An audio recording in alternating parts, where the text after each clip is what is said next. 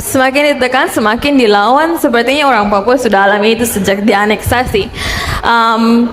Dan setiap tekanan itu dan setiap perlawanan, cerita-cerita perlawanan bukan sesuatu yang baru. Banyak sekali saya bisa sebut daftar nama senior-senior yang sudah buat ruang untuk bahkan saya di saat ini bisa ada dan cerita di sini tentang apa yang dialami di Papua. Saya pikir satu kesulitan advokasi atau cerita di luar Papua, misalnya di Jakarta, adalah susahnya mendapatkan ikatan emosional dari teman-teman dengan saya punya cerita.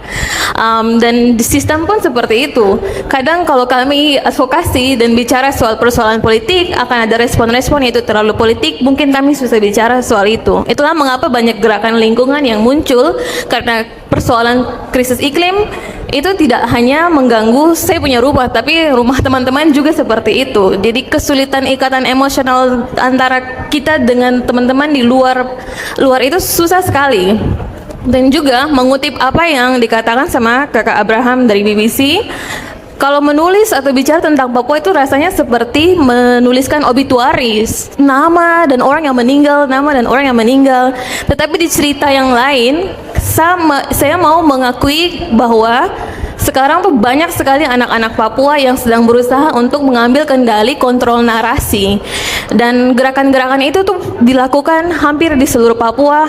Dan apa yang bisa teman-teman kita sama-sama kerjakan adalah mendengar tanpa menghakimi, karena kadang ketika kita bicara, responnya adalah ya tapi kan kamu butuh pembangunan, ya tapi orang Papua kurang bersyukur sudah ada ini dan itu dan segalanya. Hal-hal seperti itu. Kami di dalam sudah bekerja, teman-teman di pulau, di kampung masing-masing pasti juga sedang bekerja. Sekarang bagaimana caranya bersama-sama menekan pemerintah, membuka ruang, mendengarkan cerita, itu mengangkat beban advokasi untuk orang-orang yang sedang draining atau putus asa di dalam. Jadi saya pikir semakin banyak berjejaring cerita, ada ruang mendengarkan tanpa menghakimi, itu juga penting sekali. Menambahkan penjelasan yang cukup sangat luas dari kakak-kakak di samping saya. Mungkin itu saja Kak Vivi.